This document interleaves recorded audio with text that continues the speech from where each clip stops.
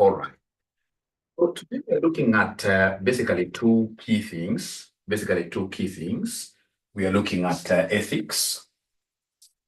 We are looking at ethics and audit risk. Audit risk. But again, a quick reminder as we discuss this, remember we have discussed some mnemonics. The mnemonics that we shall be remembering. Whenever we are talking about any question to do with audit, there are things you need to talk about for you to be seen to demonstrate both broad and a deep understanding of the subject. These mnemonics include, number one, we have in this case here, if you remember, the data 3, very, very important when you're collecting evidence. Very, very important when you're collecting evidence. So we have in this case, ladies and gentlemen, another one in this case here for substantive procedures, what we call the RAEOU. RAEOU. Do you still remember these things? Do you remember them? Like data 3. Data 3 in this case here, the first one stands for what here? Somebody? Documentations. You can't talk of doing a gathering of evidence without thinking about which relevant documents we shall be working with. Which assets, for example, underlying assets, which assets are we supposed to be checking under this particular what here, this particular audit? You see, asset is just but an example. It could be a liability component you're auditing here, all right? It could be an equity component. For example, you're told in this case you have to go and audit the equity register. Who has brought what to the company? There will be a lot of documents in this case have to be checked there, because if this guy is saying, of course, the first thing I will do is to ask for, in this case here, the owner's register. Who are the owners? Get in this case here, for example, through an inquiries, even talk to these owners. How much do you give? Like we've done this under our and cost several not once, because there will always be disputes like how much did each partner bring on board when the company was starting. So you do in this case here what we call an inquiries and the third-party confirmations from these guys. You start with the CEO, MD, with the other directors, circularize. Let them tell you part of their stories in writing. All right. So in this case here, once they bring these management representations, look at them very well, and then of course now start digging through. How do we check whether this guy brought this amount? He brought this amount, fine. Is it reflected in the bank statement? Well and good. So ask for the bank statements. All right. I mean, there is a lot you'll be able to do there to substantiate, even if it's the equity audit you're doing here. All right. Then we have this D. Of course, D stands for what your directors. This will be very good source for internal evidence. Having in this case your directors are, of course, always asking them questions. And remember, whenever they give you these answers verbally, always at the end of the meeting, request them to document. They must give us written representations. Very, very important.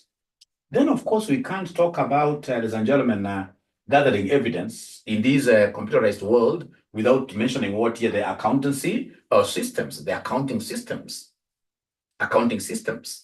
All right. And then, of course, we have here these three. This stands for third party, in this case here, confirmation. So it ties very well with this. Remember, this one is analytical procedures. This is inquiries. We must inspect documents here. We must do observations of activities in action. When you tell us, for example, that at this gate, we have a soldier, if it's a school, who is able, for example, to check receipts of students when they get in, so that they can only allow students who have a fully paid fees to get in. That's very good. So then as an auditor, I will need to one day either pretend to be to be a student. I can have one of my staff members who has never gone to that school issued with a dummy receipt. All right. And then, of course, in this case here, I will be seated somewhere myself as an auditor, watching whether the soldier is really complying with the internal controls of the school. So I'm observing activities in action. When there is any stock take, so in the stock take, then I will have to do some observations there. For example, the stock take instructions have been provided. Are these stock take instructions being followed to the letter? All right. So I have to be observing activities in action. Then we have what we call recalculation. Because auditors, we're supposed to be very skepticism. We're supposed to be doubting everything. When they give you, for example, some computation they have done, then you should tell them, no problem, please give me time, I'll get back to you on the same. So of course, that means you have asked for, like, what are the assumptions of depreciation? Which assets do you have? The initial values, opening balances, you have checked that. Now, once these people are able to give you, in this case here, the required information for purpose of computing the depreciation yourself, then you should take a step further and recompute. Once you recompute, I've gotten 10 million, this guy has got 10.5 million, that difference is immaterial. Remember, as auditors, we only investigate things that are what here material, that can easily make, of course, a decision. Users of the financial statements make different decisions. If the difference is too minimal, then I don't, in this case here, subject that difference to further test, to further investigations like that. Then we have a recalculation. Very, very important. Ladies and gentlemen, like for example, we talk of accounting systems. You know, we are supposed to be really as auditors knowing that in most cases when we get out there, it is either we do a system-based audit, there are others, but in most cases, it is either we do a system-based audit or we do what we call a risk-based audit. A systems-based audit, or we do, in this case here, a risk-based audit. System-based audit is basically like the controls audit. So instead of looking at what is inside really, what are the actual things happening here, first of all, I look at the system that are generating my numbers. All right. So if it's, for example, accounting system, I go through it. Of course, I'll be having my own dummy things. I go through, I test the systems here. Should I realize that these systems, then they're working, then I will be good to go. Of course, it doesn't mean that I will not subject some transactions to some substantive test, but whatever substantive test I will be able to apply now to actual activities in action here will really be minimal. Because I've discovered that my systems are working. If the systems are working, ladies and gentlemen, then I'll be able to do very minimal, very minimal. And when it is system-based, I mean, for the systems that are working, in that case, then the auditor tests will be minimal. When in this case, your systems are not working, now I can decide to get into full substantive tests of what are the details where the systems are not working. Now, ladies and gentlemen, when we go the risk way, so the risk way, first of all, is to ask ourselves, in this case here, what are the risky areas in this business? Risky areas, the ones that are very high risk, then we subject, of course, more substantive tests there. If the risk is too little, then I also subject that to very few audit tests. We shall be looking at that. But one thing I would want to tell you from the word go, you should be knowing that we shall be talking a lot. We will be able to see in your questions. We have in this case here like what we call systems-based audit. We have risk-based audit. Now I'm just giving you an overview.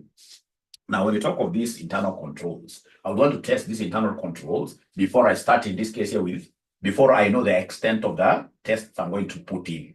So when I'm testing the controls, as I told you yesterday, remember these controls are supposed to be umbrellas. Umbrellas in this case here that are safeguarding the company's financial statements, the company's books of accounts from being rained on,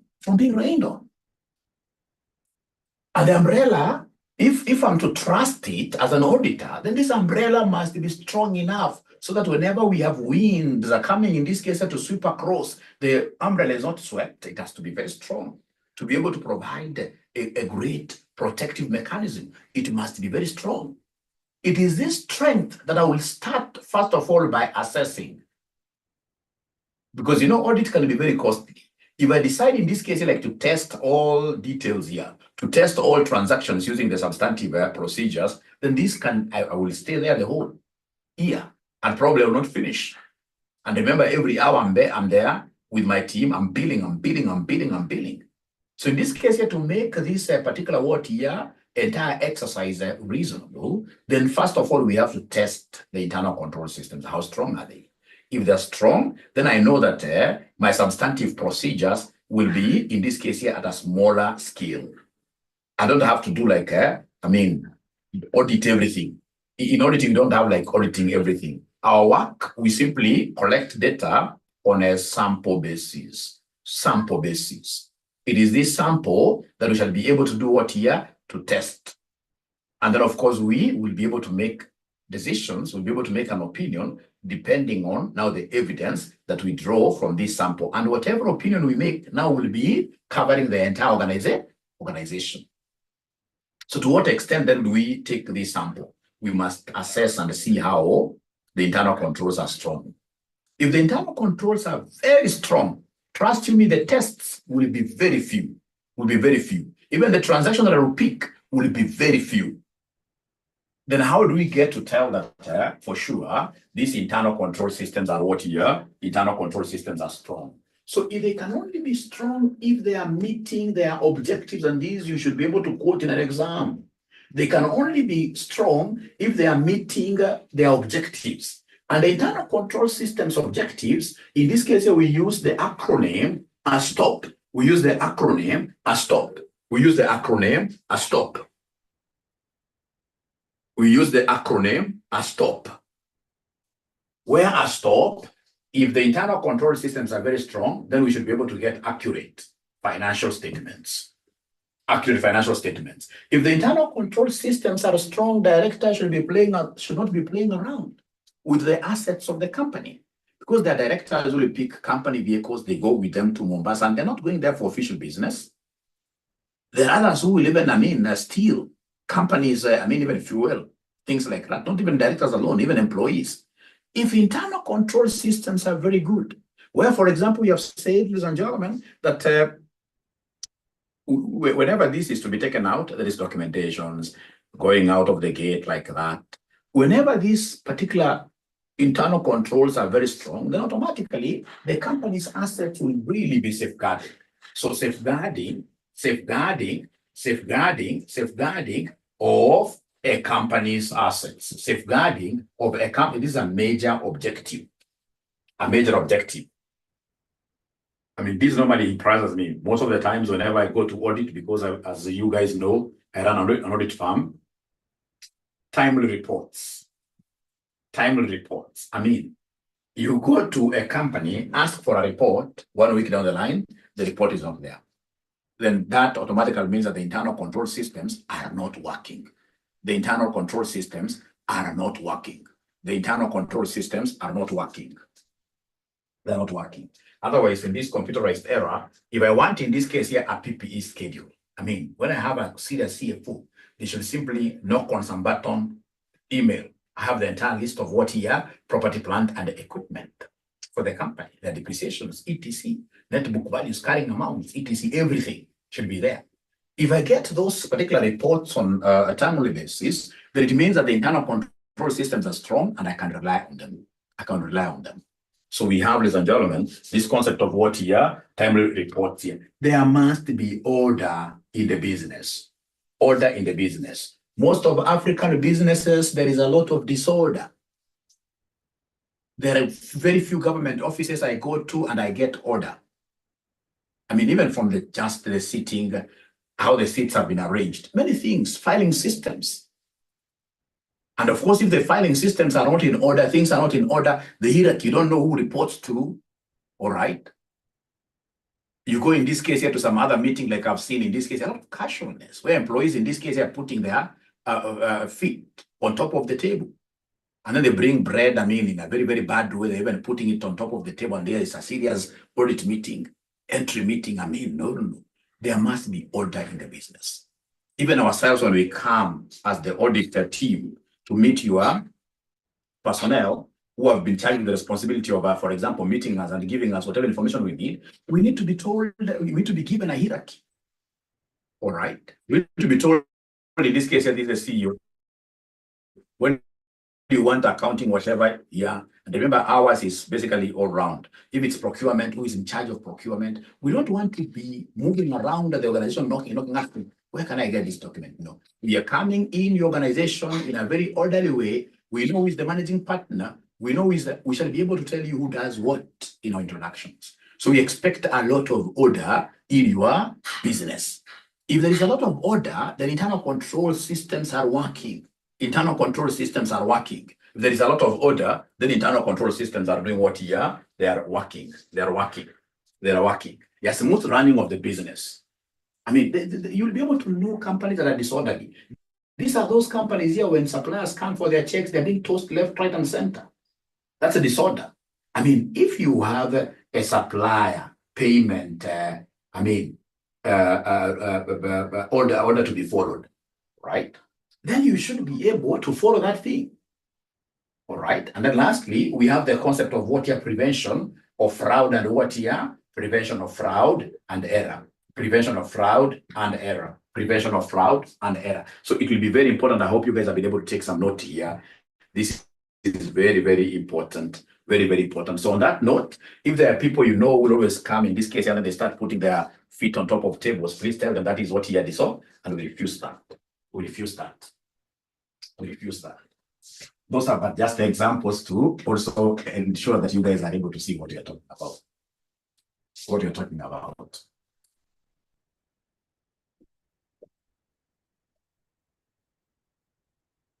Now, ladies and gentlemen, from there in this case here, the other thing that you should always be knowing at this level, these people may want in this case here, you to talk about, in this case here, what we call management assertions. Management assertions, these are key. Management assertions, to assert is to stamp authority. To assert is to be forceful. You put your foot down when you know that you are cheating. So management assertions, ladies and gentlemen, are key. I would expect you guys to be mentioning here. We have in this case here the ACCA cover, the ACCA cover. Nowadays I've added one more P, ACCA cover P, like that. The management assertions. So when these managers give you financial statements, and nowadays they are very well bound. They are called integrated reports, very well bound. If you are not an auditor who knows what skepticism is, you may easily be deluded here.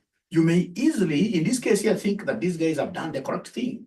But trust you me, most of these assertions are never. So remember, they are asserting that their financial statements are accurate. This is the first thing that they are really chest thumping about. That our financial statements are accurate, that even Mr. Auditor, you know what, you don't even have to look at them so much. You know, I'm able to tell. Then after work around 4 or 5 p.m., because now the directors know that you are around, they're calling you. I mean, have you checked into some hotel? We can book you here in Serena, whatever, like that, bus, etc. So you know straight away, hey, things are not working very well. From day one, whenever I get into a client's premises, day one, I'll be able to know where those guys are doing the right thing or wrong things. The right thing or wrong things. So the first assertion is accuracy. The other assertion is what we call completeness. Completeness. So under completeness, ladies and gentlemen, they're telling you that, you know what, once we have booked those, once we put those things in our income statement, then if it is sales, it is complete. In most cases, it's not complete. Because sales amount to be put in financial statements depends on who those financial statements are being prepared for. If it is KRA, they are preparing those financial statements for. Kala sales katanyongwa. Sales katakuwa complete. Wala kanyonga. Akatakuwa complete.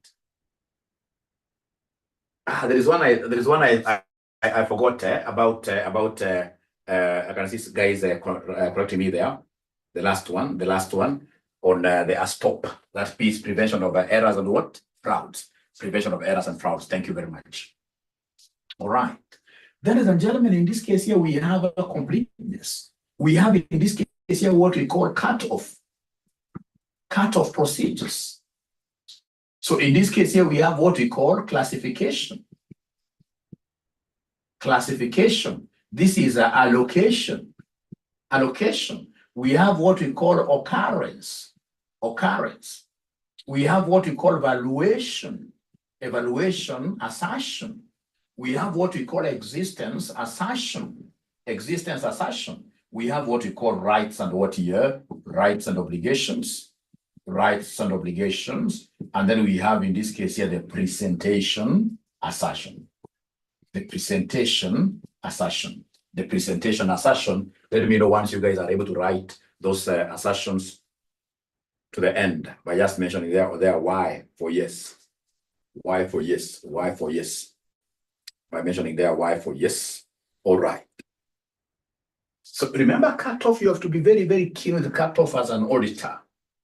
You have to be very keen with the cutoffs as an auditor. When we talk of cutoff, what do we mean? You know, these are those transactions that happen towards the end of the year, towards here. You have to be very, very, very, very, very, very, very keen with them. All those transactions that happen, like the last week, like in my farm, we check the last week transactions.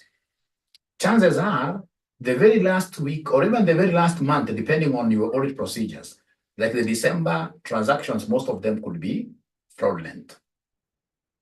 Why? It depends on really the objectives that these directors would want to meet. So for example, if these directors have sales commissions and bonuses they get, bonuses and commissions they get because of a certain sales amount having been met, what they will do, assuming in this case here there is somebody who made even a call around here the last week, they made a call.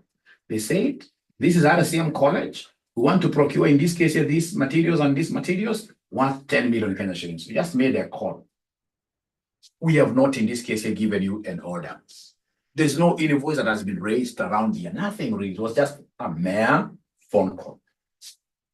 And most probably, this particular sale of ours now comes and happens on the 5th of January, 2025. Most probably, now this is when we start documentations. You know, once we make an order, then for sure, you can accrue that amount. If we made an order here, even if the payment was done now later, then justifiably, you'll be able to accrue that amount of the sales of 2024. But you see, this is a situation where we have not given you any order. We simply made a call to your firm. Please, we want to buy this. And because now you want to boost your sales by that 10 million, order in quotes. So what do? They'll simply go ahead and do what here and book this sale in 2024. So in this case here, the cut-off procedures, remember, use cut-off procedures to ensure that transactions of 2024 are booked in 2024. Transactions in 2025 are booked in 2025. So remember, do a lot of cut-off procedures to ensure that, we have been able to put transactions in their correct periods. And these cut-off procedures normally happen here at the end of the year. So you must be very, very careful here with these cut-offs. How did you decide that all these sales, all these purchases, these ones here belong to 2024, and this one here belongs to 2025? And you know, once you get just ask for the orders here, end of the year, orders end of the year, most of them get an order. In this case here, once you see a sale is a bit dubious, what do? Ask the management, in this case here, to give you an explanation in writing. How comes you're booking this sale? And we can see this amount was paid here. We can see the order of RCM is dated 5th of whatever. Why did you put it here? You will see very fast this guy is calling for a meeting to adjust the financial statements. And you see if they call you very fast, but if they agree to adjust the financial statement, then that's very good. Remember, as auditors also, we are not in those old days where our work is simply to just look for errors and report. Sisi watoto tunaenda kushtaki hapana mami huyu amekula sukari. No. If this management is willing to make corrections, well and good. Actually, even towards before we give them an opinion, we shall always give them a letter on matters that they need to address. Matters that they need to address before we give an opinion. Right? We'll tell them we have done this and this and this, and these are the things we expect, or rather we see that are erroneous, which in this case here may affect, which may make us modify the opinion, which may make us give you a bad opinion. Give them a chance to make corrections. Should there be a disagreement, that is when now you go ahead and involve now outsiders, the shareholders, the AGM. So these are very, very important, like allocation, classification, almost are very, very similar. So an allocation classification, normally what we have seen, somebody purchases a motor vehicle. When somebody purchases a motor vehicle, if they would want to push up their purchases, They want to increase their cost of sales. So instead of pushing this vehicle to property, plant, and equipment, they will come and book it under purchases. Wrong classification. Wrong classification. As an auditor, I should be aware that classification of items normally is never done very well. What these guys are trying to imply in their assertion is that they have done the correct things, but in most cases, they haven't done the correct things. So I must ask in this case here in the year, what were the additions in PPE? So they'll give you information like that verbally. Vehicles, write them down. KAD, etc. And when I ask in this case here now for the written representation and the PPE register, I'll be able to see this particular vehicle they told me KDA has not been booked here. So then I'll try to trace where did it go to. Most likely I'll get this thing in purchases.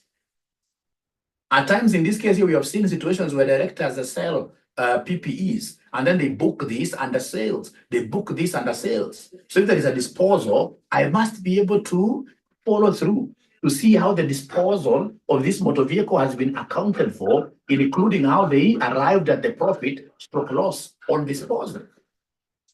Profit or loss on disposal. Profit or loss on disposal. So we have in this case, ladies and gentlemen, allocation is in most cases for overheads. We get like now overheads. The common expenses, they are not apportioned very well. So we must ask for the criteria of apportioning. We must ask for that criteria. Now we have in this case here occurrence. They are telling us that whatever you were seeing there in the financial statements indeed occurred. We know there are people who do dubious things. There are people who do bad things. Even things that never occurred, they will go and get receipts from supermarkets and they start, in this case here, stuffing them in. Thanks to e-teams, such things will never be there in the future. Yeah, e-teams will be solving most of those things where people used to bring in fake receipts and people have done crazy things. I even wonder how we've managed so far to run a country. All right. So in this case here, that everything you're seeing there occurred, I have to test occurrence very well to the end. Then we have in this case existence. They exist. I mean, there are so many things, ladies and gentlemen. In this case here that, they will tell you that this vehicle exists. That's on paper. But when you tell them that now let's do like a physical count, bring those things here we count, like county governments. Like right now we are doing for one county, what we call asset tagging. And of course, with other partners who are doing what evaluation. When you ask for this thing, you'll be taken round and round and round. It is a big problem in our counties. Big problem in our counties. They'll tell you that there is like one we did. They'll tell you that there is this asset. They tell you that there's an asset, you go with them. And then you get this is an asset that was closed up in some room. Hata imekuliwa kabisa na wadudu. Hata yako wanajua.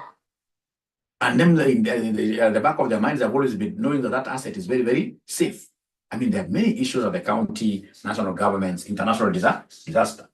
Of course, they're telling us that the staff have been valued properly. In most cases, they haven't been valued properly. So here, because I may not be an expert, I must bring in a valuer. I must engage expert services of a valuer. That's the language I want to hear you guys using here. Rights and obligations, these are about documentations.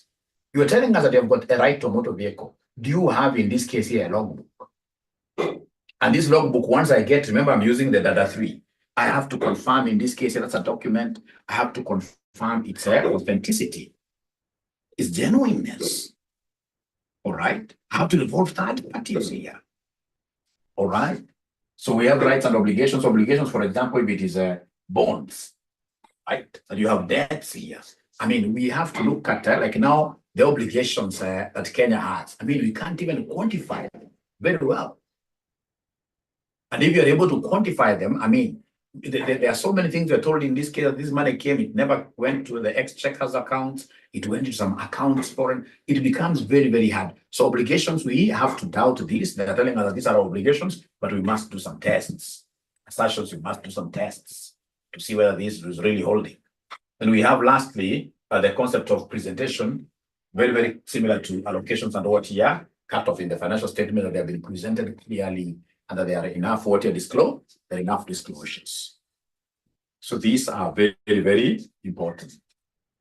Ladies and gentlemen, now we want to go to our past papers, unless there is a question from your side. Unless there is a question from your side, I would like to go to our past papers. And before I go to our past papers,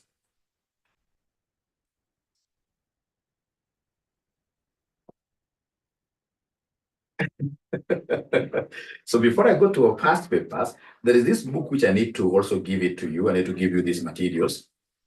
I need to give you these materials. They are very nice. I mean, very nice. There are things that I'll be using today, which I would want you guys to be aware of. To be aware of.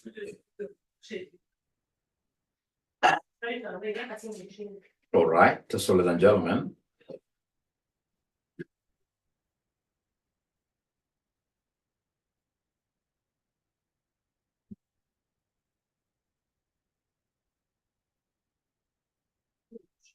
All right, so then this is what we have here. I want to share this with you. All right, so in this case, ladies and gentlemen, we have here, of course, ACC and ISPAC, they really work together. We get that these standards are what here, they are the same, The standards are the same. So where you are seeing ACCA, we shall be reading what here? ISPAC. We shall be reading ISPAC. We shall be reading ISPAC. So ACCA Code of Ethics and Conduct. That's ISPAC's Code of Ethics and what here? Conduct. So the user needs to believe that assurance practitioners act in accordance with a code of ethics. And the practitioner needs a code of ethics to make sure that he or she is worthy that level of trust. Remember, but before I go there, let's come back here, the sources. ACCA or ISPA Code of Ethics and Conduct. We have in this case here, International Code for Professional Accountants, similar conceptual frameworks, contents, very important, fundamental principles of ethical behavior, potential threats to ethical behavior, possible safeguards, which can be implemented to counter the threats. You must have seen in your exams, the examiner is asking about possible safeguards.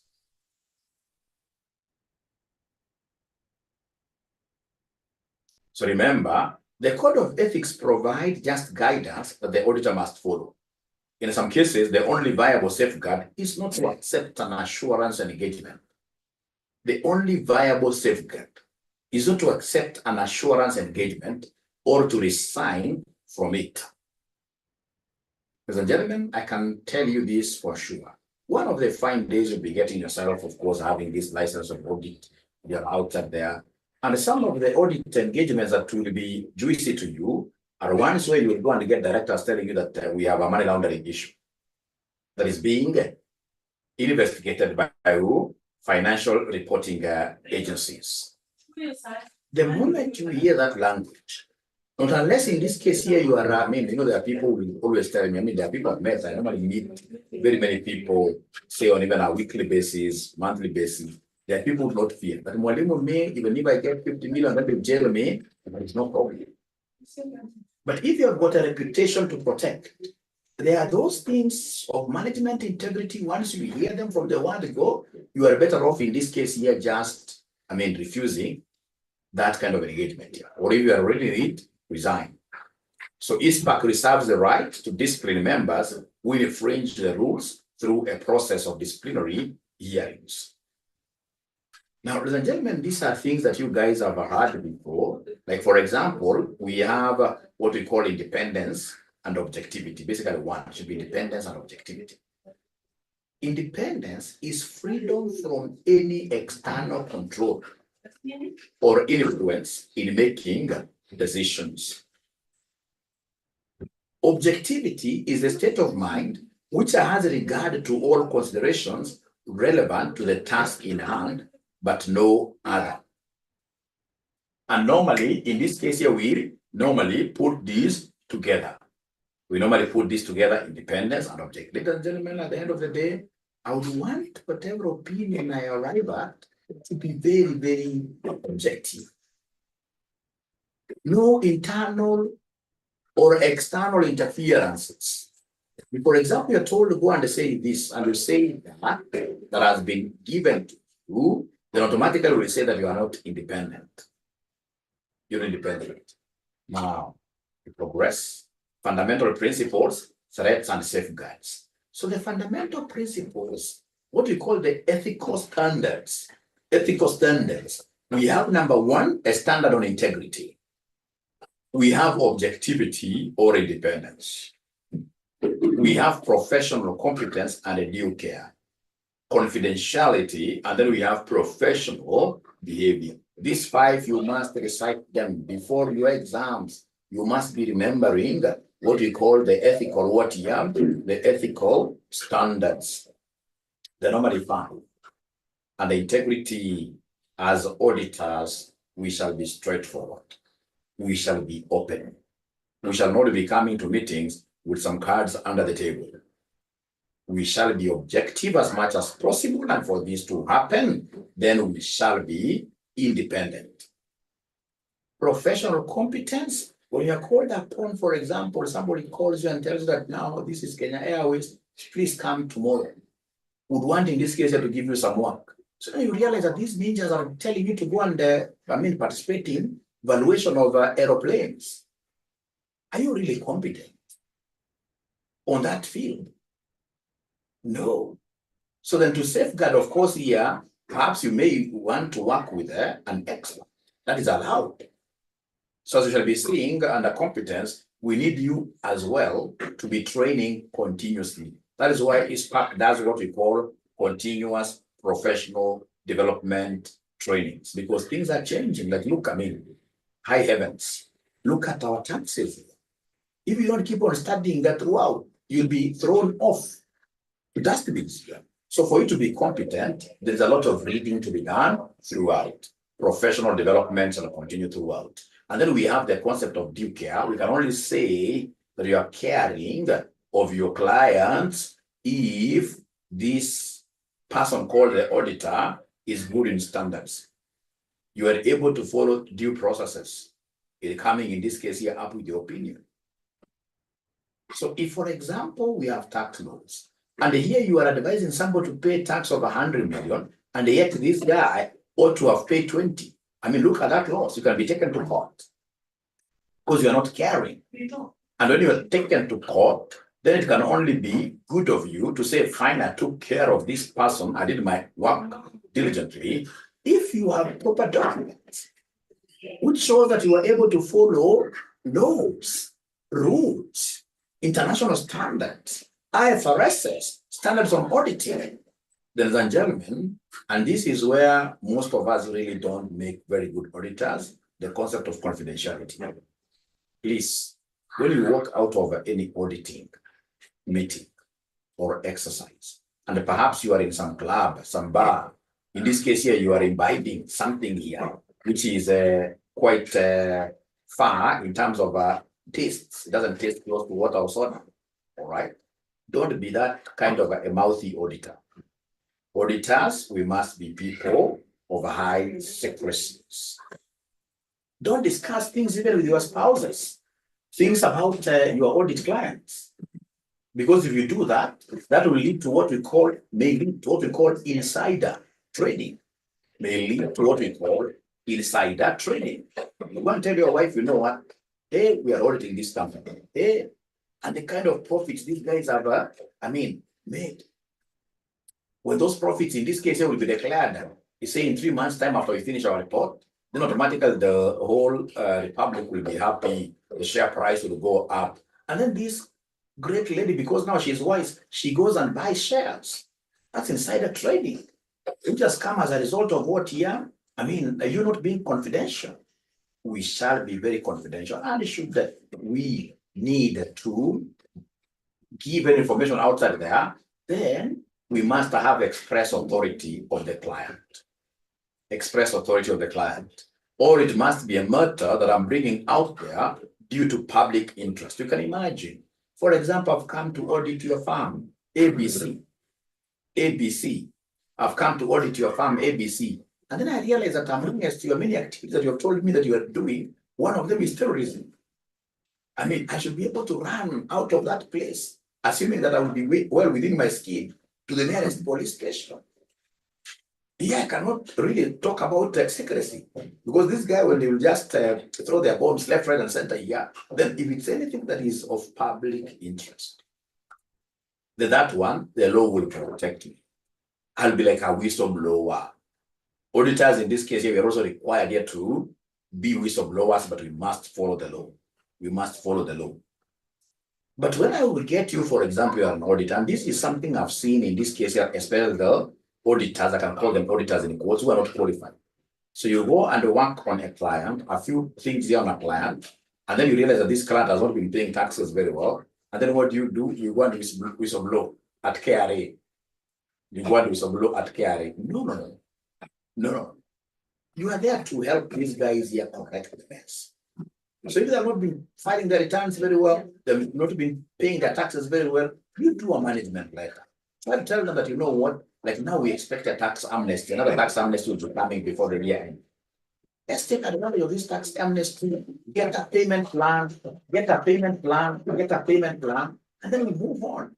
But this thing, again, of taking advantage of your clients' confidential data to get some extra incomes, for example, when these guys will be squeezed by carry, you know that we get more jobs. No.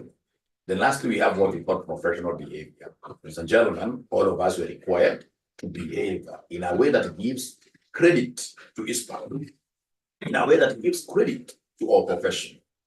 If, for example, you remember this case of this ACCA guy in Zambia, this guy has drunk himself silly and was wearing an ACCA red tag. And then, of course, after drinking 1, 2, 3, more than one, of course, this guy now became too drunk and he was now down there on the streets. Down. I mean, it was a ditch full of water, and then people were able to, rescue him, and they took photos of him. He's a member of ACCA. So, ladies and gentlemen, in this case here, people will start saying that these are how accountants behave.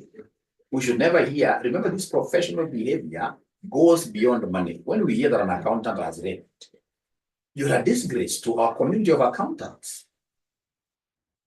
All right. And once we get that, then we should be able to strike you off the register of accountants. This is a prestigious profession. We want to safeguard it totally. So the threats to independence, I know you guys know these threats to independence by the acronym SAFIS, self-interest, self-review, advocacy, familiarity. Then we have what we call intimidation. Some of the safeguards I would expect you guys to be talking about. Number one is segregation of duties. You see, segregation is the opposite of aggregation. Segregation is the opposite of aggregation. So under segregation, we should be able to divide one job. All right. Don't have like one person doing everything from authorization, execution. No, we should be able to divide jobs in this case among many people, so that these many people will not sit down and conspire. Conspiracy theory goes down when you involve many people. Safeguard, you have to talk about review. You have to talk about rotation, especially of the management partners. Management partners in this engagement team. If this guy, for example, has done his 3 years at ABC, the next cycle, we should have a new partner. Then we have a safeguard when things become increases, decreases. When things are very, very hard, you cease to act. Then we have the concept of separate teams. Separate teams, we normally say, have a separate team for audit, another team, for example, for taxation, and then you build a Chinese wall. I hope you guys know what a Chinese wall is. They are very, very tall. Nobody can see what is happening on the other teams. You can't climb up a Chinese wall. Trust you me, you'll fall down miserably. Chinese walls, and go and do your research, just like pyramid in Egypt, they're very, very tall. So you build so you have in this case a separate teams for separate engagements and ensure that you have a very tall wall. And then we have an engagement quality reviews. We shall be having in this case here peer reviews. We shall be having our own quality reviews internally to ensure that things are done properly. I can see charts here, just a moment. Yeah, Chinese walls.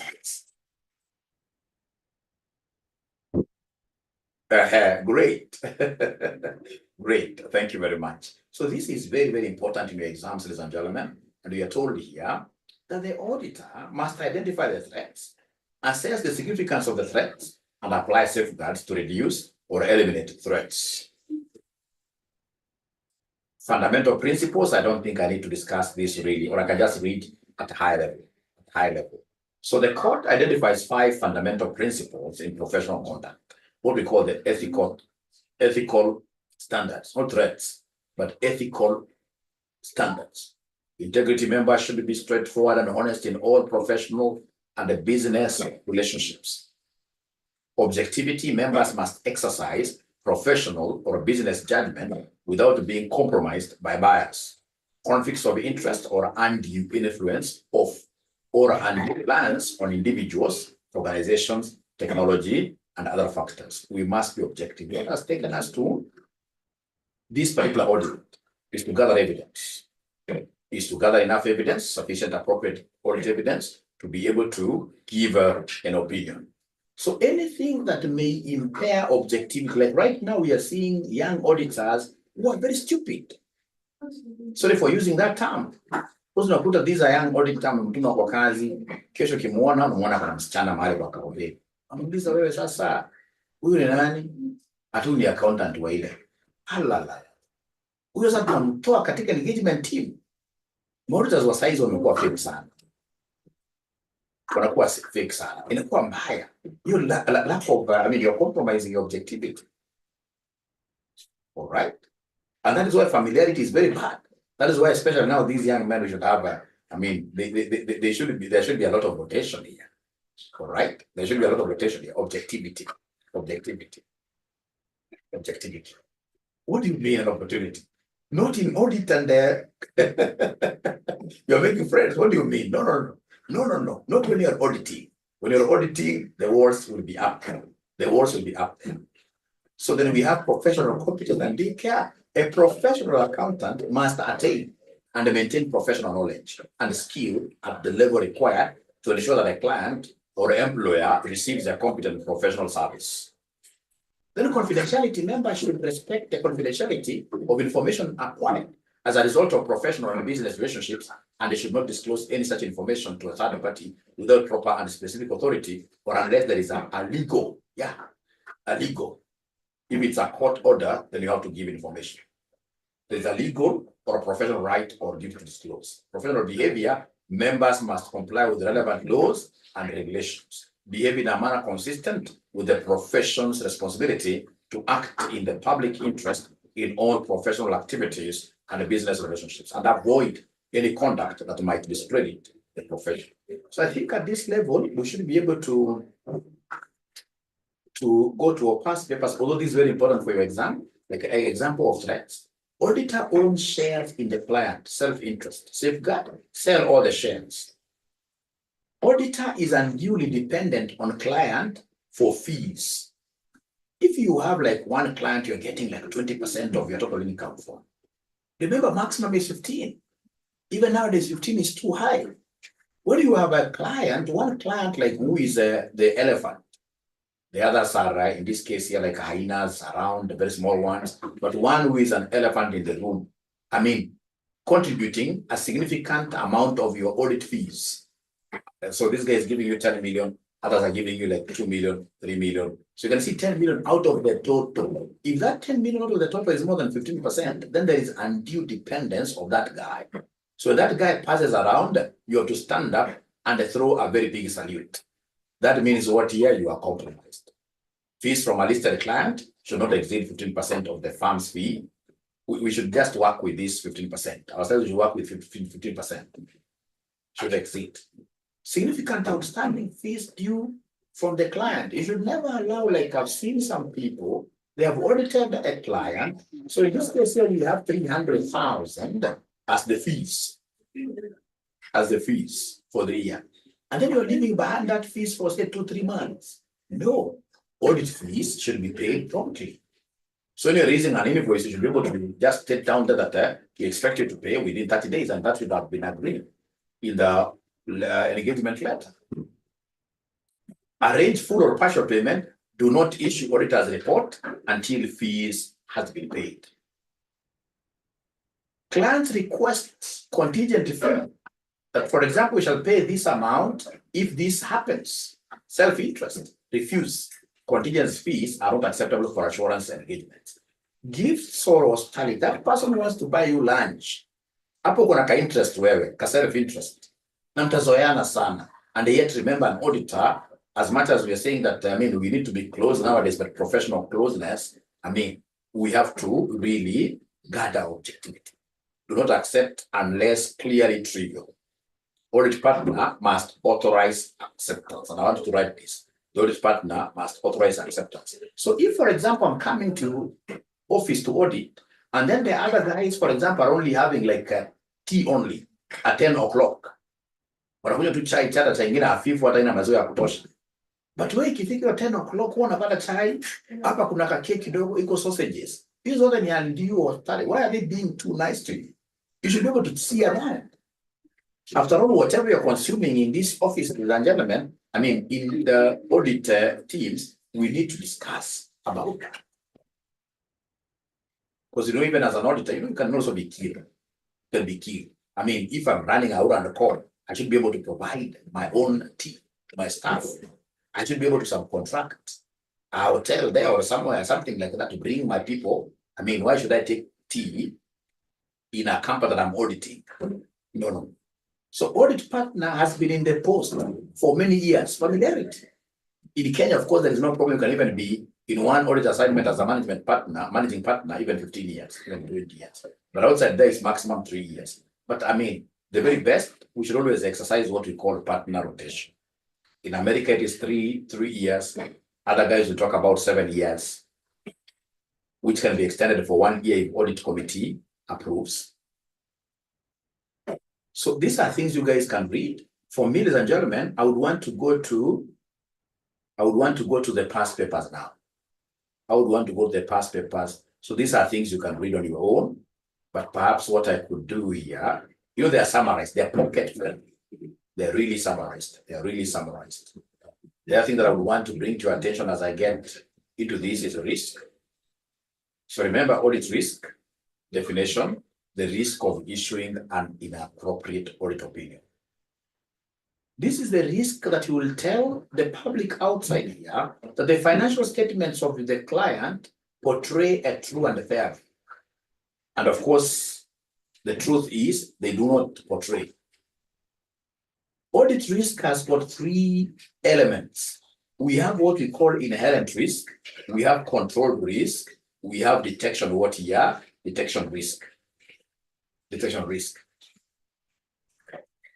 Inherent risk, for example, when you go to audit a bank, a bank, a bank, in this case here, there is an inherent risk there that they're dealing with money. So there is a high risk that things may not be right there. Because everybody want to steal. So there's a stability of a balanced misstatement before consideration of controls. Even if you put whatever controls there, ladies and gentlemen, we have what we call an inherent risk.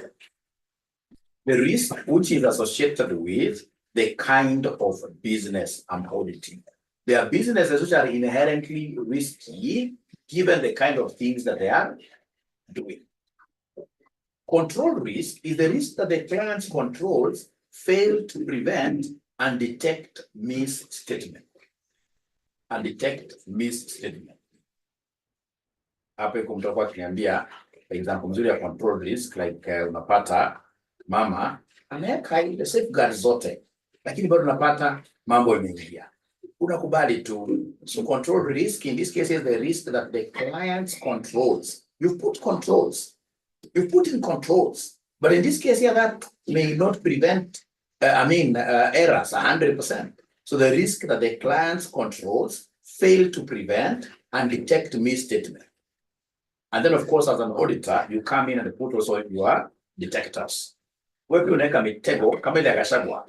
Unasema mzee tunakuonea hole number 18 hautaingia. But you see those mitego umeweka, they may not be foolproof. The risk that the auditor fails also to detect material what here misstatement. Please listen, when we talk of inherent risk here, Example, inherent risk, higher risk. A client is in a very volatile industry, rapidly changing technology, complex accounting treatment, like the question that came to you guys about derivatives. Those are inherently risky businesses. We are running a derivatives business, right? Control risk. We have here higher risk, old or ineffective, for example, accounting software. Accounting software is a form of internal control system. If it's old, if it's ineffective, then automatically mambo itakuwa mbaya. Lack of segregation of accounting duties. You've done segregation, all right? You thought it is very, very good, but at times that may not be enough. You have it, actually, you have done these authorizations here, but they're not working. They may not work. All right. For detection risk, the auditors, detectors are not working. Where the auditors, detectors are not working. Example, there's a higher risk when you're using inappropriate procedures or when you're misinterpreting results. So this materiality is something I will be able to take a whole lesson and discuss with you. But for today, I would want us to just end it there. And I would want you to use these materials. These materials are very, very good. You can now imagine like the whole materiality I'm only discussing in one page, size, nature. We'll be able to tell you like that, those percentages, 1%, 0.5%, etc. We'll be able to discuss about that very, very well. These are very, very good book. All right. So we shall be able to go to our past papers directly. We shall be able to go to our past papers. Yeah, I'll share this. I'll share this. We shall overcome. So when you remember, in this case here, Gashag was detectors and the preventers. They never worked. Then you remember the detection risk. As an auditor, your detectors may not work 100%.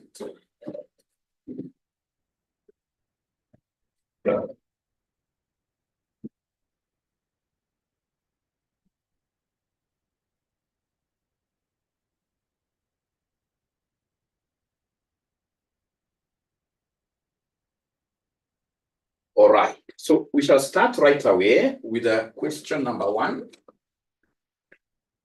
And this is basically topic 3. I want to do 2 topics today. 2 topics today. May God help me.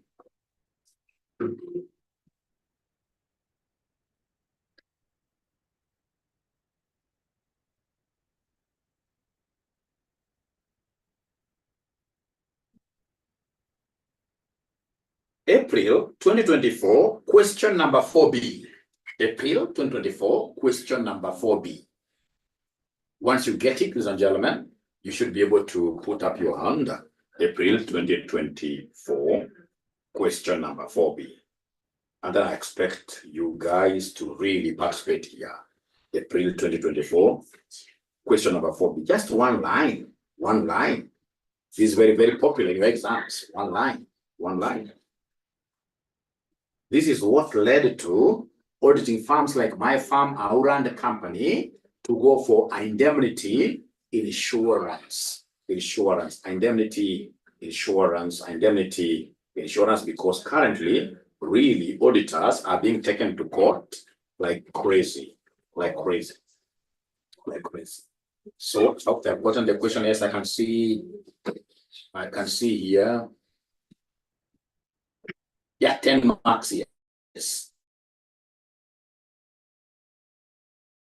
10 marks, yes. 10 marks. Discuss 5 factors that might have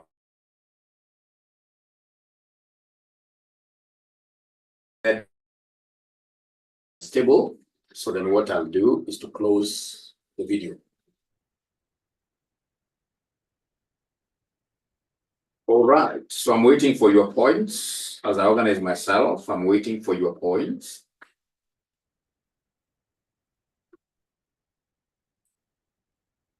So what are the factors that are leading to increased litigation against auditors? And I would want you to remember the case of PwC, all right, versus the shareholders of 𝐂𝐨𝐿𝐿 Supermarket, all right. Remember PwC gave a clean bill of health. They gave the company, in this case here, unqualified opinion, and then 3 months down the line, the company could not pay salaries. The company could not do nothing, not even rent. In that case, ladies and gentlemen, I mean, these guys felt like the auditors gave a bad opinion. Auditors cheated them. There are some shareholders who bought shares, I mean, on the basis of what here, the advisory, they call them advisory. Of course, to us, not advisory, to us, it's an opinion, but them, they see that as an advisory. On the advisory of the opinion given by PwC. So then they took these guys to court. All right. Although in this case here, PwC won at the end of the day, but I mean, we have so many even small firms that are being taken to court nowadays. Why is that the case? Ladies and gentlemen, the first factor that I would always want you to quote is this one of higher expectations from stakeholders. Stakeholders are expecting too much from us. There is what we call expectations gap. When we have issued a special and qualified opinion, stakeholders think that, for example, the company should not be having a tax matter. So higher expectations from stakeholders. So at the end of the day, it's basically misconception. They're not perceiving us correctly. So they think that our biggest role is detection of frauds and what are errors. Detection of frauds and errors. So then should we issue unqualified opinion, and then there is a fraud in the company? Amongst people, look at most of these judgments, not judgments, but court papers. You will see in this case here, like the shareholders are taking, in this case here, the directors. You see, first respondent, director 1, director 2. 10th respondent, auditing company, out on the court. And yet our work is supposed to be, first of all, on sampling basis. I'm not having a primary duty of detecting frauds and errors. That's not my primary. It comes as a secondary. It's by the way. Mine is to issue an opinion. But this is one of the reasons why, ladies and gentlemen, companies are being taken, audit companies, audit firms are being taken to courts every day. Thank you so much. I can see very good points here. I can see very, very good points here. So like we have in this case here, complex accounting systems of the clients. But the clients in this case are coming up with very sophisticated accounting systems. And auditors are not able to even, test. And because all of us, we want jobs, we don't want to say that we are incompetent and decline the assignment. So we take up the assignment and yet we can't follow through the system. So we end up giving, in this case here, the wrong opinion. Next time we are taken, in this case here, to court. Yeah, for example, we have these complex accounting standards. Like now they have just given us what we call IFRS 17, that is just 1 year old, which is, in this case here, accounting for insurance companies. I mean, when I go through this standard, it's very complicated. That's why personally I would want to audit any insurance company, not unless I build up that competence within the firm. It requires a lot of actuarial estimations. So you go there, you issue an opinion, unqualified opinion, and then at the end of the day, we'll have, in this case here, these ninjas called even directors or whatever. Later on, you'll be taken to court. You'll be taken to court.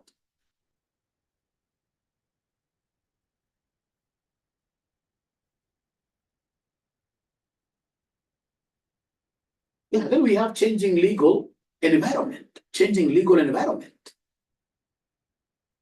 We have a lot of legal reforms now. Legal reforms and the court decisions have expanded auditors' liability. Legal reforms and the court decisions have expanded auditors' liability and they made it easier for claimants to sue auditors for negligence.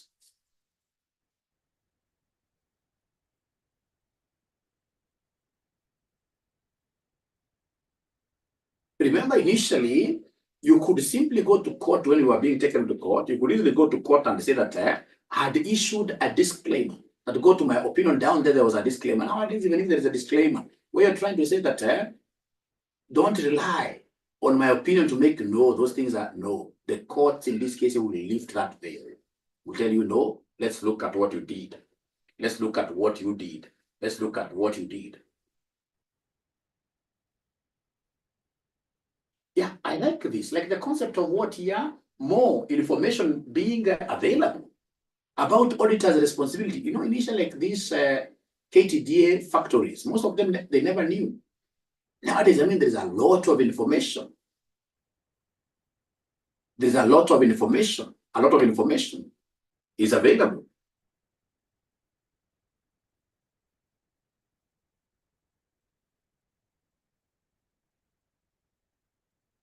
Also, ladies and gentlemen, whether you like it or not, we have also become so greedy as auditors. In most cases here, would want, in this case here, to eat something from these organizations. So we become party to malpractices in the company. So the cases of malpractices in these companies where auditors are involved, they're increasing by the day. They're increasing by the day. They're increasing by the day. So that is the concept of what here? Self-interest. The concept of this self-interest is taking many auditing firms to courts, where you go and start doing tax as well, on behalf of your client. And then you get into a very serious tax dispute. Who did this taxation? So 𝐂𝐸 is there. When 𝐂𝐸 is being taken to court, your name will also be annexed there. So this self-interest, you get into an organization and then they want to put you like a manager. You are up there, you are attending interviews of senior management, etc. and here because you want money. You are seeing how this money is coming. Every time you're invoicing, you will get yourself in court. You'll get yourself in court.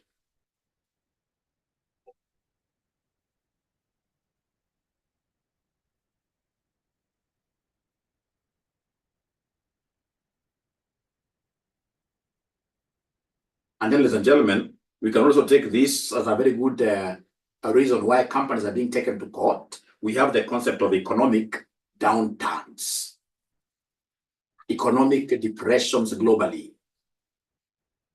So when economies are depressed, companies would always want to fake profits. There is a lot of creative accounting going on. A lot of creative accounting going on. And with creative accounting, of course, you'll always get yourself where? You'll always get yourself into problems. Because you're not able to take some of those things. When the economy is depressed, chances are most of these companies that you're dealing with, they would also want to get into some money laundering activities. They would want to bribe for orders. All right? Once in this case here you are in it, automatically you'll get yourself in this case here bruised with a court order. With a court order. So suppose I use surface. You use surface fine, but I mean, like now I'm discussing self-interest. But you have to really do what here? You have to really try to justify, but like if it's advocacy, right? For example, where you go and present, for example, a case for your client in a bank. And of course, in this case, you're saying that this guy is as white as a saint. Give him the money, and then the guy goes under. When the bank, of course, will take this client of yours to court, chances are you will be there as an auditor. High chances are. And that is why you can see people saying that the concept of availability of what here, a lot of information. When that bank, initially that bank will not think of, the bank will be able to do due diligence. Who was this person who came to represent this client? So who is he? Is their auditor. Like that. I forgot one thing, ladies and gentlemen. Also, in this case here, whenever the economy is depressed, normally companies will look for a way of getting some extra income. And because there is notion outside here that auditors have got deep pockets, what we call the deepening pockets theory. Like this big four, I mean, they're big. So the moment in this case here, they perceive you to be like that, they want to get to squeeze something out of you. You get a few people, in this case, you're taking it to court. Yeah, like a high technology advancement, I like that. Whatever point you raise, ladies and gentlemen, so long as you're able to defend it somehow, then you'll be able to get something there. And I'll be touching later on what we call the indemnity, which is very, very good surrounding this. So then, with your permission, ladies and gentlemen, we said we want many questions today. I would want us to look at September 2021, question number 1C. September 2021, question number 1C, and just extracting what is relevant to ethics. September 2021, question number 1 𝐶𝐿. September 2021, question number 1 𝐶𝐿. You shall be fast in looking for questions. You shall be very fast. And you shall be able to give me a thumbs up.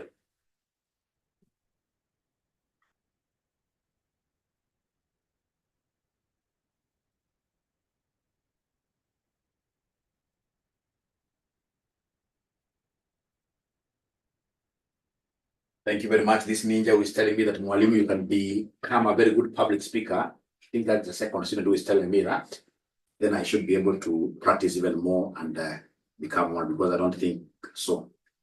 But thank you. September 2021, question number 1C. Oh, you are one already? I'm one already.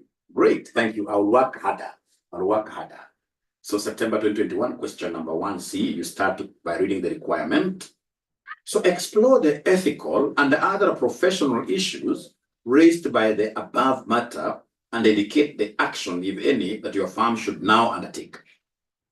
So many questions in one. You explore the ethical and the other professional issues raised by the above matter and indicate, explore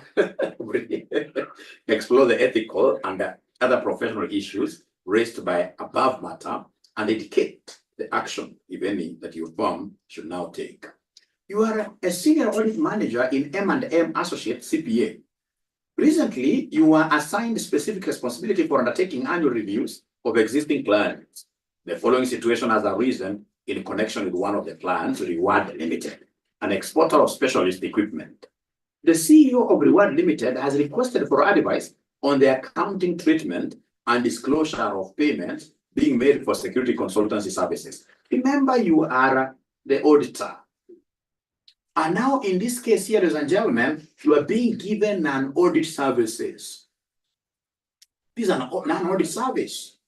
So because they have asked about ethics, so I'm now thinking, I told you about how to scatter around a question. So in this case here, I'm looking at things like, if it's an audit service I'm being given, number one, do I have the competence? Do I have the competence? If I don't have the competence, can I be able to get an expert person, expert firm that I can partner with to do this job? If no, the action will be decline. As we talk about non-assurance services, non-audit services, I must always be having it at the back of my mind that we have this concept of what here? We have this concept of self-interest, because I'll start drawing lots of income from one client. ISPAC will not agree that. All right. So we have in this case here self-interest. So if it is self-interest, how will I be able to handle now this? What action will I be able to take? Of course, I have to assess what is the total income going to come from this farm. When I see that it is going to be more than 15%, there's no safeguard there. Or rather, there's a safeguard. I remember there's a safeguard. So when I see, for example, this particular job will give me lots of income, and perhaps it will give me even lots of income compared to what audit, then I can resign as an auditor and then I take up this work if the directors will accept. That's a very good safeguard, because you see, in an audit services, I will not have a maximum of 15%. All right. Then, of course, at the end of the day, whenever you hear of non-audit services, always think about self-review. This is an audit. I can see a possibility of advocacy. They're telling me to come and do what here, do compete. At the end of the day, as I'm doing this, I'll be meeting some parties out there. It could be a bank, for example. This guy wants a loan. I'm going to say, you know what? This guy is as white as an angel, as white as snow. So I'm advocating their interests. At the end of the day, this could backfire. All right. Of course, like now, an audit service says safeguards, ensure that we have separate teams for this audit and the other engagement. Separate teams, and don't forget to mention building up of a tall Chinese wall so that those particular teams will not be able to communicate. Let me read the question. I'm just trying to think around. I mean, you know, audit, I'm so sure so many guys get what we call a mental block. I've been having invigilated exams for so long. And I normally see students, in this case here, ladies and gentlemen, these students are able to read a question like even 10 times and they're not able to generate even one answer. And I know why, because of mental block. So the Chief Executive Officer of Reward Limited has requested for advice on the accounting treatment and disclosure of payments being made for security consultant services. The payments which aim to ensure that consignments are not impounded in the destination country. I know your English is equally good. You know the concept of impounded. But there are payments which are being done so that when these things come in customs, they're not taken away. So I can see something illegal there. I can see some laws not being followed there. I'll be able to take this token being given out there for goods not to be impounded as what here as a bribe. Is there somebody who is able to see a bribe there? Is there somebody who is able to see a bribe there? Yeah, because if you are putting in some money so that your goods can't be impounded, I mean, what is that? There's a bribe there. The payments, which aim to ensure that consignments are not impounded in the destination country of a major customer, may be material to the financial statements for the year ending 31st December 2021. The Reward Limited does not treat these payments as tax deductible. You can see even I mean, if this payment was genuine, why are you not booking them in your income statement? You know, in the income statement, you can't say bribe. You can't say bribe. So there is some concealment there. So these managers have some integrity issues.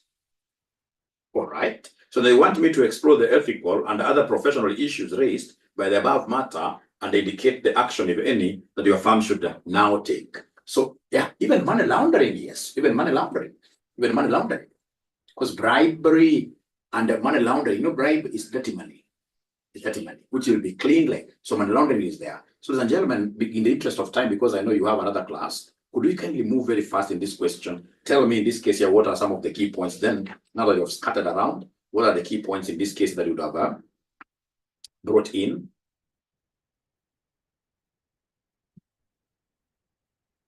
So remember, ethically, listen, ethically, you have to remember those ethical standards.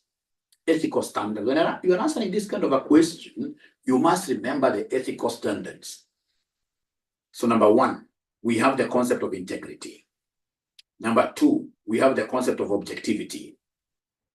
Number three, we have the concept of confidentiality. Number four, we have what we call professional behavior. Number five, we have what we call professional competence and due care. So as I'm discussing this, I'll always be mentioning those words. You don't have to like come in, cram them. No, you don't have to cram them at all. So for example, under integrity, I'm able to identify an ethical standard there. And the issue is that, first of all, this is corruption.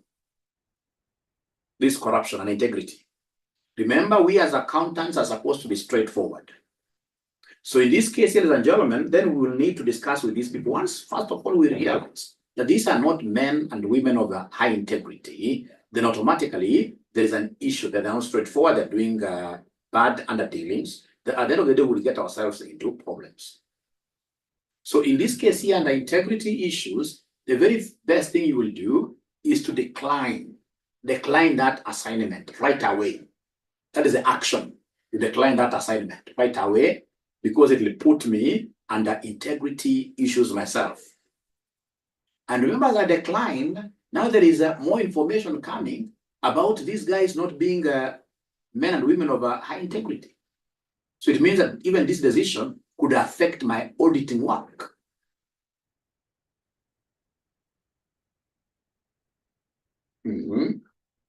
So under integrity, I would want, this audit, if you want to pass audit round 1, you must be a student of stories. You even cook some of them, you write, because we want you to be verbose.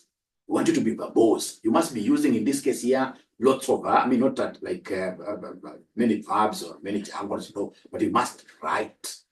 You must write. So, ladies and gentlemen, under objectivity. Objectivity, of course, we're looking at independence. Those threats to independence are the ones now you discuss there. So threats to independence, of course, like now here, I can see a self-interest because I can see more work coming. I can see self-review the threat because I can see this more work. Of course, at the end of the day, I'll be reviewing this thing and they'll be told that it's material, the financial statements. So they'll be able to, raise so many things there. Advocacy, because you see more work means that you'll be defending this guy. More work means that you'll be staying in the company for so long. Familiarity. Familiarity. Yeah, like over dependence on one client in case the fees is more than 15%. Thank you very much, Bree. Objective was audit, but now it's changing to consultancy. Is it changing? No. Remember, this additional work. This has requested for advice on the accounting treatment. And they're not telling you to resign as the auditor. They're not telling you to resign as the auditor. This is an additional job. Read very well. An additional job, read very well. Now, ladies and gentlemen, this will really screw up my confidentiality with this client. Because I can see there are bad things happening here. There are now laws being broken up here. If I get myself into this thing, then chances are I will go to discuss, because I can see bad things coming here, right? Because you'll go and in this case, you do what here, advise, because you've seen money there. Also, you're going to get lots of money because it's corruption money. At the end of the day, this may end out there to third parties. Like now, what is happening with Livondo?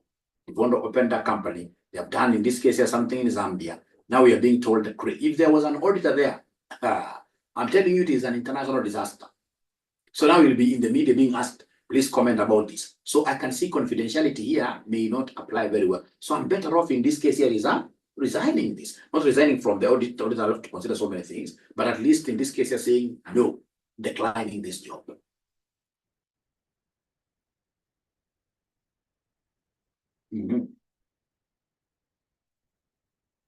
Intimidation. It's all about how you bring this thing up. Because once you get into this engagement where there's corruption, once you have known, then you start getting even crazy messages from these directors that, you know what, if you tell anybody about this. So these are bad engagement. Where there is money laundering, where there is corruption, you should be talking about the best thing to do is to reject, decline the offer. Decline the offer. All right. Now from there, of course, we are discussing about integrity. Now we are through about objectivity. We are through about confidentiality. Ladies and gentlemen, then we have professional competence. You have to ask yourself, what do these guys want me to do? I can see there is even a different country being involved. Am I competent enough to even look at this matter?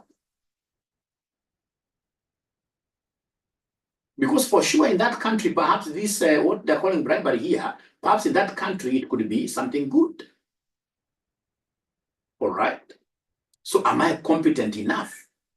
Of course, if I'm not competent enough, the safeguards will be, number one, for example, partner with a local person in that country. All right. Or I decline because I don't have that expertise. I don't have that expertise. All right. So professional competence. And then we have, ladies and gentlemen, professional competence and due care. Due care basically, is all about you being competent. If you're not competent, you'll not be able to take you. Just write to this guy. Respectively, I will not be able to accept this job simply because I don't have adequate skills on that line. On that line. Now, ladies and gentlemen, from there, we'll be able to talk about professional behavior. Remember, this is about theft. At the end of the day, when you are smoked out, you will be able to discredit the profession. You'll be able to discredit the profession. So I'll be able to read something, ladies and gentlemen, here. They are declining the additional work years. So association should consider its knowledge of import and export duties in the destination country before recommending a course of action to reward. The payments made by reward for security consultant services may amount to bribe. Corruption and bribery are designated categories of money laundering offenses. So decline this.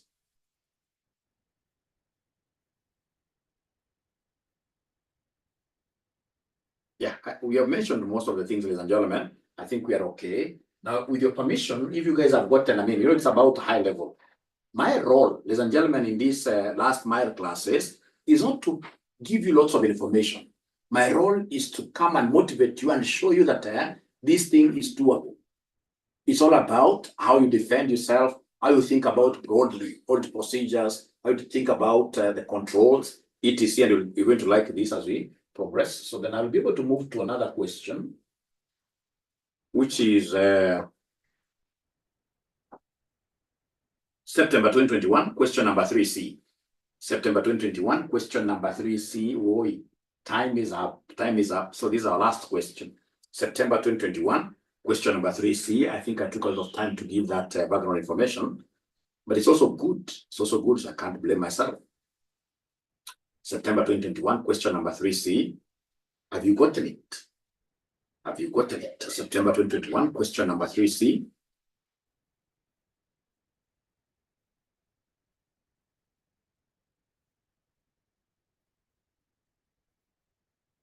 Yes. So you're told there most auditing practitioners agree that legal liability is part of the risk associated with their work. However, they argue that practicing auditors may also take specific actions to minimize their liability. Evaluate the measures that auditors may take to minimize the possibilities of legal liability. So I'm so sure that one is something, ladies and gentlemen, will be able to do. One of them, which in this case here, you have to always ensure that you do very well. You must ensure that you do very well, because there could be a litigant outside there who is looking to get you out. It's documentations. You shall always have working audit files, the working papers. Document everything. They have told you this thing, have in this case here that documented, and of course you must have copies of those files because it's still them. Documentation. Thank you very much, Stanley. Proper client screening. Know your customer, KYC. Like amongst the things that I normally check, ladies and gentlemen, whenever I'm given a client, in this case here too, a prospective client, I will Google about the directors. If I go to case files, I'll be able to see the kind of cases they have. No, there are people who simply have a nose for going to court, for court cases. Once I realize that these guys are litigants, we call them litigants, we don't take up their jobs. Because at the end of the day, these are guys who want to squeeze again something out of my small audit firm. And we have just begun, few years old. All right. So know your customer. This guy is a great ninja. This guy is a great ninja. Know your customer. I love that. This guy is a great ninja. Nobody is talking about audit quality. Quality assurance should be top level, top notch. Quality assurance. I have not seen anybody talking about disclaimers of liabilities. Include a disclaimer of liability to third parties in the wording of the audit report. Of course, those disclaimers may not entirely eliminate litigation possibilities, but you see, I've always seen, like for example, when somebody comes to your offices and then they get like a notice that the floor is slippery, you need to watch, that you're parking this car at your own risk. You know, their clients, when they see that those kind of cautions, if something happens, they may not take you to court on the basis of that. They may think that their cases will collapse. So it's good to put those cautions. Put those cautions, ladies and gentlemen. Put them there. Yeah, like continuous training, take indemnity, insurance allow that. Proper planning of audit, and we shall be doing in this case here, audit planning. Observe independence, yes. Observe independence, yes. Observe independence.